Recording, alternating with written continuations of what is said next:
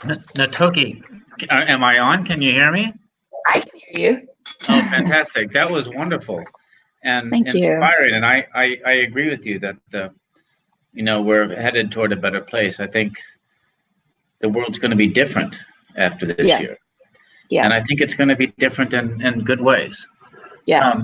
And I think, one of the lessons that you taught is the importance of words because they make you think in different ways. I think this comparison of diversity versus inclusion or equality versus equity, those are actually really important lessons and make one think. So I had a question that, since I'm the MC here, I get to ask the first question. So to some level, and of course this is not always true, but schools provide a sort of an equalizing place for kids to learn, and we don't have those right now. And I think for STEM education, especially, and I'm sure you'll agree, I was a chemistry major also. Oh, nice. But chemistry is a hands-on, smelly subject when you get deep into it. But STEM education, I think, is as much hands-on as it is, knowing your math and other things like that. So how do you know of good solutions that are happening out there right now on the kind of we're all going to do remote learning, at least here on the West Coast for the next several months. How are people thinking about this? Well, it's a great question. And I think it is very challenging given the environment. And as you said, we're living in a time where the pandemic is making sort of existing disparities more apparent and more obvious. So, you're assuming that people even have access to Wi-Fi, computers, and so there are people who are not even able to avail themselves of virtual resources. That's number one. And so I think it is a challenge because, as you said, schools provide, it's more than just a learning space. Kids get meals at school. There are so many other services that are also rendered by schools. So I think first and foremost, it's very challenging given the time. And I know there are lots of people trying to think very thoughtfully and including the science into deciding how to open, when to open, how to do so safely. There was a report by the national academies that came out that was saying to prioritize, so I think K through 5 first because of the developmental stage, et cetera. But it's still, there's so many unknowns in terms of how to do that safely. So to your question about what are people doing, I know there's a group, I actually took part in a virtual symposium a few months ago by the USA Science and Engineering Fest. And I know that they have been doing such great work to provide virtual activities for kids where the event I took part in, there were NASA scientists or engineers that were speaking. There was this really great range of speakers that were talking on a number of different topics. So I think there are groups that are trying to leverage the fact that we are all, for the most part, hunkered down at home and trying to provide virtual experiences that can keep. And really, honestly, I think this is also just as important as the more kind of, like you said, learning how to do math and science, but it's making the connection to your world. How do we, because I think part of the issue with STEM is how it's marketed. We just tell kids, go in, pursue a STEM degree. But if you think about anyone, and if you ask anyone how they got interested in it, usually it wasn't just based on a blanket subject. It was, as in my case, I had something happen to me, so I got interested in eyes. So people usually either have a problem that they got interested in, or something that they connected to that they then sort of reverse engineer back to a particular subject. So I think one of the opportunities right now is to find ways to help kids relate and identify with STEM, which maybe doesn't even require a computer. Go outside. Go outside and be in nature and look at the leaves. And we're approaching fall. And why are the leaves turning colors? And what happens? There's condensation, the temperature drop. Now there's condensation on the window. I think it's so important to I think that's where the fun is when you introduce science and STEM to kids, and that it's all around them. And there's so many important questions that you can just ask about your environment and about the world to confer that curiosity and that delight and that ability to start thinking critically, that I think is a foundational element is important to help students persist as they go through their subjects, which can feel abstract and that maybe not so inspiring and exciting at times. So with all that being said, I think the opportunity for right now is to be as simple and to find STEM in the simplest of things, and to be inspired and try to be inspired and instill that inspiration, because I think that is the piece that's sometimes missing when you just assume that the classroom is going to do it all, and that there's none of this sort of informal learning that's necessary, when in fact, I think the opposite is true. You do have to have the basics and confer the skill sets, but you also have to make the connection and inspire the curiosity and the inspiration through the more sort of informal learnings as well. So I don't know if that fully answers your question. And I think there might be some others that are popping up, but I think be creative, but also recognize that, again, as I said in my closing remarks, be kind to yourself in the midst of it. And I think focusing on taking care of yourselves and trying to find joy and peace and just being okay, and then finding those moments to focus on STEM and other things is just as important. So I think give yourself grace and space, and then be as creative as you can, because STEM is all around us. And I think it's exciting to try to explore and find it in your environment. I think that's exactly right. So I'm going to now go to some of the questions from the audience. So this one's from Kanmulia Onianwa. I'll read it for those of the audience out there. As a young Black woman who wants to go into STEM, this was extremely inspiring. What would you say would be the biggest advice for future references when I am in a professional setting where not many people look like me and I feel like I shouldn't be there? Well, first, thank you so much for that question and for the kind word you shared. And I'm excited for you already. I don't know you. You have a beautiful name that I wish I could have remembered exactly how Jim pronounced it so beautifully. But I think my advice, I'll go back to that point that I mentioned when I was wrapping up my PhD program, was first I had to stop comparing myself to other people. I was looking at other students and feeling like, well, they're publishing already and I haven't published. So first and foremost, do yourself a disservice and don't compare yourself. Do yourself a service by not comparing yourself to other people and only focusing on your own personal progress. That's number one. Number two, I would say own your voice. Even if it feels uncomfortable, if you are in these spaces, and once again, you might be among the few or the only, that's a sign that it's so critical and so important for you to be there. So never feel like you have to silence yourself. And quite frankly, I think push yourself to be vocal and to share your voice more, because it just is so important for you to know that your perspective matters, you matter, and your perspective matters. And I'll also say, don't be afraid to challenge yourself, because I think sometimes if you are feeling a little insecure or uncertain because of factors in your environment, maybe you have colleagues that are saying things to you that are microaggressions. These are things I experience to this day, quite frankly. But I have to often remind myself that I can challenge myself, and proceeding through fear and uncertainty, I come out on the other side and I've grown in some way. I developed a new skill. I've overcome, or I'm conquering. Like, fear has less power to control me the more I face it head on and pursue things. So I'll just say, with all of that, again, don't compare yourself to other people. Don't be afraid to challenge yourself.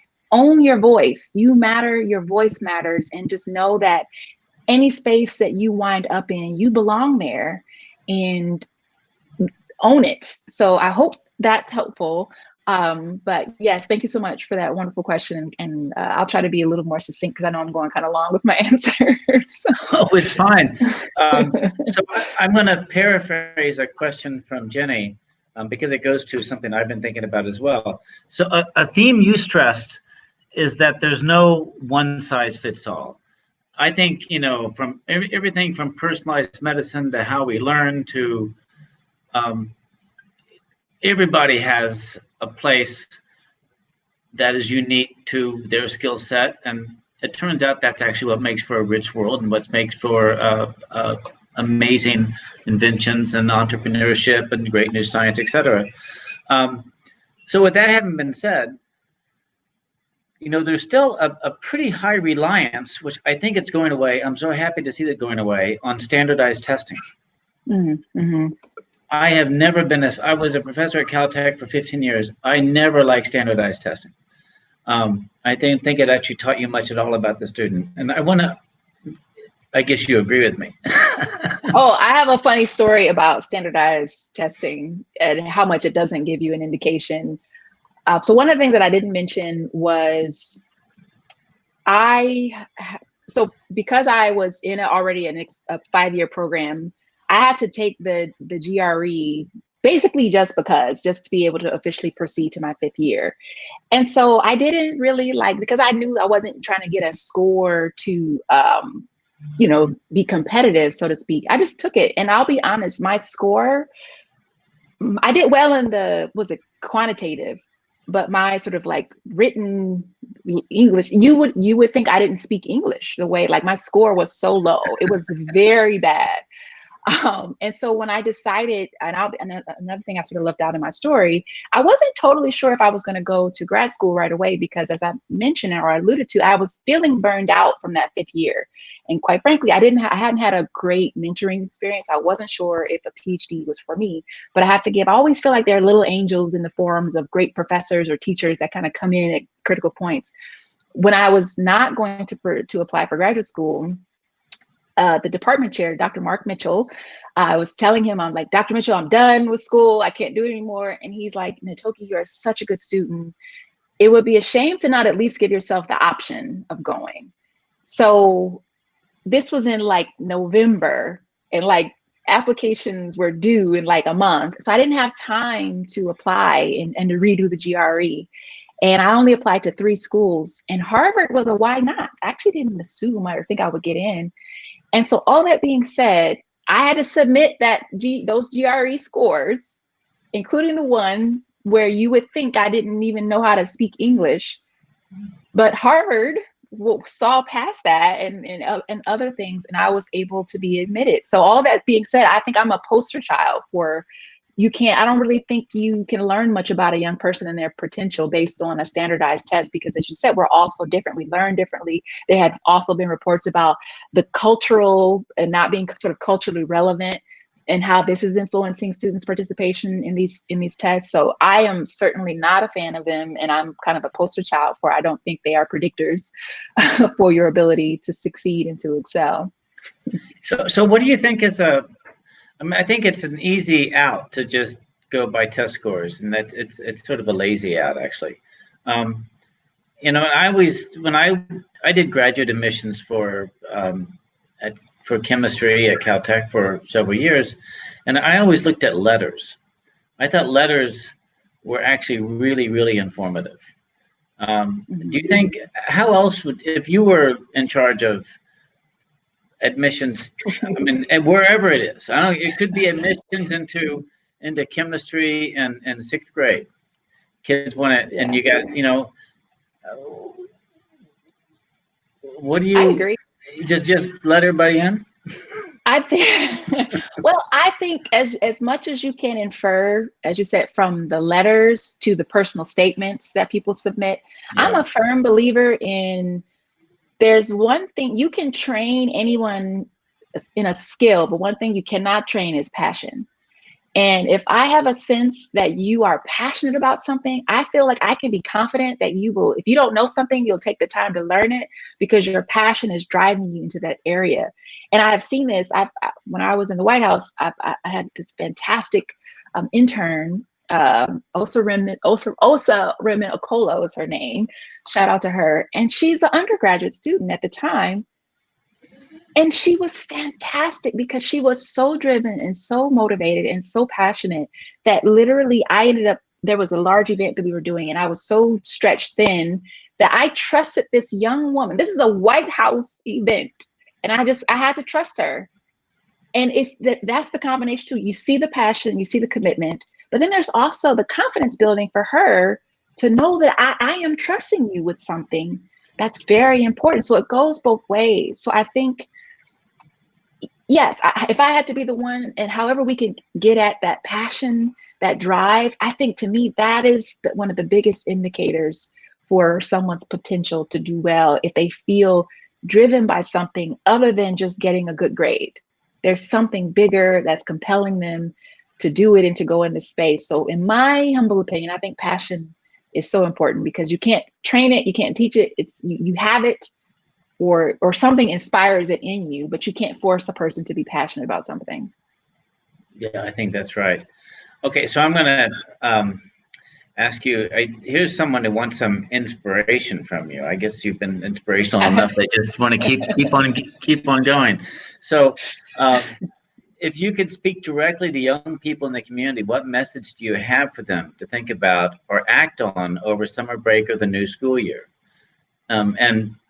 This individuals point out that there are a number of students here tonight. There's also a lot of parents and educators here to pass on. So either to the educators and the parents or to the students. What's your message? What is my message? Well, first, once again, you are a very, especially this, I'll first speak to my students. You are such a special generation for what you are enduring in the midst of trying to get your education. And so just first know how special you are to have to be in this space and to, again, as I was saying earlier, to be navigating living through a pandemic and trying to learn online and all these other things. But I would also say to you that even in uncertainty, there is still opportunity. And I think that the challenge for you all is to always try to find, and I may have mentioned this earlier, is the collateral beauty. This is a very difficult and a challenging time, but I do believe that there are some positive things that are occurring. So I would challenge you to, again, try to find the collateral beauty in different ways, but then also see the opportunity. Again, we're living through this time that none of us has ever experienced. So how do you see yourself? Do you have an idea? Like, what is your perception? Because I think all of us have something. We have a unique idea. We have a unique skill set. We have unique gifts that we can use in service of society. Our task is to figure out what those are and to find the combination, the nexus of them all. I'll be honest with you, I'll be very transparent and say it's been hard for me emotionally, psychologically, dealing with the pandemic and trying to strike this balance between being okay and then somehow being excellent. But I will tell you this, and this kind of goes back to what I was saying about passion. The times where I feel most okay and even happy and joy is when I'm doing actually what I'm doing now, because it feels like I am connected to both my purpose and my passion, and then something that I feel like I'm good at. And so I would encourage you to use this time. And actually, this is a lifelong endeavor, in my humble opinion, is to find that nexus. What are you passionate about? What are you, what's your purpose? Like, what's going to drive you? And then where are you developing skills that have made you excellent? Or do you have an area where you want to be more excellent? So I think the opportunity of this time is that because we are all forced to slow down and to sit down, I think it's a time for reflection that we may not always have because we're always just go, go, go. So I think I would encourage you all to use this time and to try to find and try your hardest, but it's possible. Try to find a way to make there be something positive that comes out of this experience. And only you know what that is. It's not the same for everyone, but I think it's a great challenge for us all. And frankly, I think it's a great survival mechanism, because if you let yourself focus on the sadness and the mire and the muck, so to speak, it'll pull you down. And so I think, so with all that being said, I just challenge you all to know that I can even say personally, I never knew how strong I was until I was challenged to a great deal. And I think this is what this time is showing us. We don't even know the strength that we possess until, as they say with the tea bag, you don't know what's in it until it's in hot water. Well, the world is in a cup of hot water right now. And things are coming out of us. And so I would encourage you to use this time to get to know yourself better, to explore your passions, explore your interests, and no experience is wasted, because everything is a learning opportunity. Either you learn yes, I want more of this, go in this direction, or no, this might not be for me. Maybe I should pivot. But the one thing I think I haven't mentioned yet that is something I'm very committed to is this idea of no what ifs. Leave no what ifs on the table. If there is something that you want to do, find a way to do it, because I would rather regret doing something and failing, so to speak, versus regret wondering what if. My worst nightmare is to wake up, maybe I'll live to be 100. I don't know. Hopefully I'll live a long life and to be on my deathbed and have my life flash before my eyes. And I'm like, there was that one thing that I wish I had done, and I wonder how my life might be different. That is my worst nightmare. So I encourage you all, if nothing else, this time has shown us how we can't take things for granted. We can't take people for granted. Leave no what ifs on the table. And it's the same for parents. How do you want to love your kids more or differently, or pursue that career or make that pivot that you might have been considering but maybe didn't know how? And obviously I know we're in a very constrained time economically, but start planning. Start the plan and just take one step at a time is all that it takes. And so I think there are opportunities. We just have to find them and or create them. So I don't know if that's inspiring, but that's that's my two cents. That's good. So one of the traits that I really treasure in people, and you see it a lot in the STEM field, but you see it in out of STEM fields. I mean, people that just have a natural curiosity. And, I can't think of a higher compliment than to describe someone as naturally curious. Mm-hmm. And I wonder, and that applies to, it doesn't really matter what age. And I wonder if you could maybe, what do you tell parents? Because this is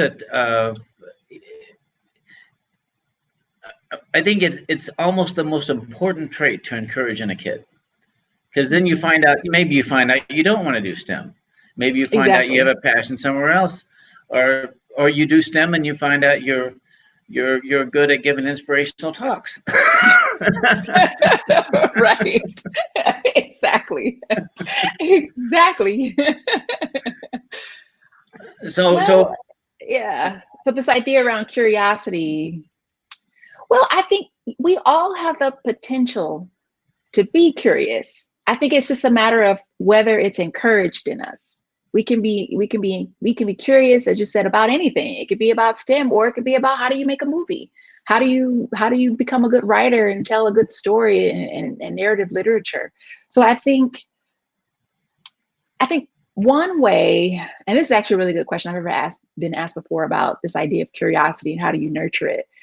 I think it's just because when you were in school and then teachers would try to tell you there's no such thing as a dumb question.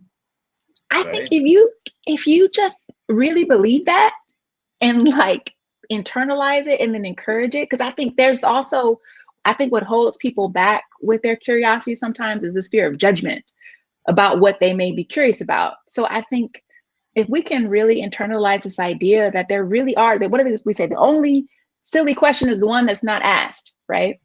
And I think that's the mentality that we have to, because that's all curiosity is. It's asking questions and just wanting to have a better understanding. And so I think if we can just encourage everyone to constantly ask questions, because that's at the heart of curiosity. And we have to create spaces where people feel safe to be curious, because I think there is this idea, and especially, the internet is not a nice place, and there are trolls online sometimes. So I think there's so many factors that are actually trying to compete or kill curiosity sometimes, but we have to be more proactive in encouraging it. And it really just boils down to just being open and excited about asking questions and then exploring what the answers are. Yeah, I think that's right. And I think if someone asks you a question, it's okay to say I don't know, and but I'm going to help you. I'm gonna try to help you figure it out. Exactly.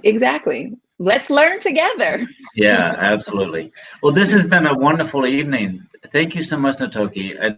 I'm going to go ask people some questions, and And I Yes, hope I'm I like, get what else asked. am I curious about? Well, thank you so much, Jim. Thank you so much to ISB, to Town Hall Seattle. This was a fantastic opportunity, and I'm so grateful to have been able to talk and to share with you all. So thank you so much. Thank you. Bye-bye. Okay, take care. Bye, everybody.